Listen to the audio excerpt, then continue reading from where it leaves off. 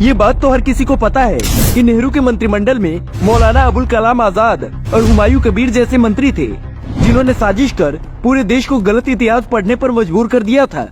लेकिन आपको पता है, नेहरू की कैबिनेट के के.सी. नियोगी, जॉन मथाई, आर.के. शनमुखम चेट्टी जैसे नेता नेहरू कैबिनेट को छोड़कर चले गए थे। कुछ तो कमी रही होगी नेहरू में, जिसकी वजह से इन्होंने नेहरू का साथ छोड़ दिया होगा। यही नहीं, नेहरू के मंत्रिमंडल में श्यामा प्रसाद मुखर्जी और भीमराव अंबेडकर जैसे मंत्री भी थे, जिन्होंने बाद में इस्तीफा दे दिया था। श्यामा प्रसाद मुखर्जी ने क्यों दिया था इस्तीफा?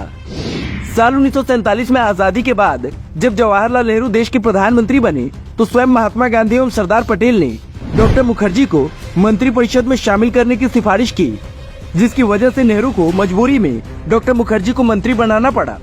डॉक्टर मुखर्जी देश के प्रथम उद्योग एवं आपूर्ति मंत्री बने थे, लेकिन कुछ ही समय बाद उन्होंने इस्तीफा दे दिया, क्योंकि नेहरू ने पाकिस्तान के पीएम लियाकत अली के साथ एक ऐसी संधि की जो डॉक्टर मुखर्जी जी को बिल्कुल नागवार लगी।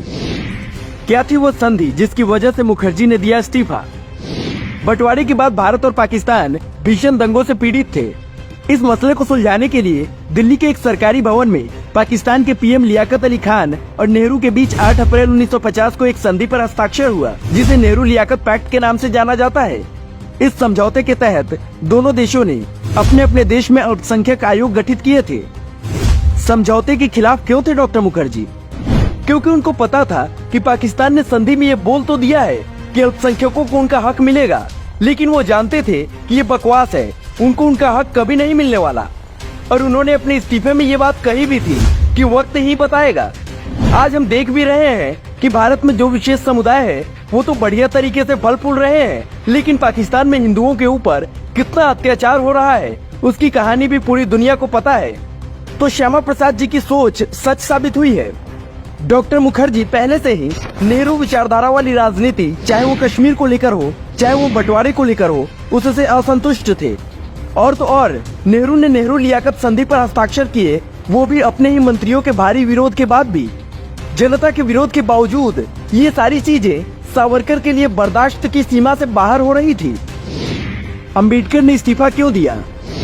श्यामा प्रसाद मुखर्जी की तरह ही अंबेडकर जी के इस्तीफे की वजह भी कांग्रेसी नेहरू की तुष्टीकरण वाली राजनीति ही थी। विशिष्ट समुदाय के वोट और तुष्टीकरण वाली राजनीति के चक्कर में नेहरू को किसी के हितों का ध्यान नहीं रह गया था।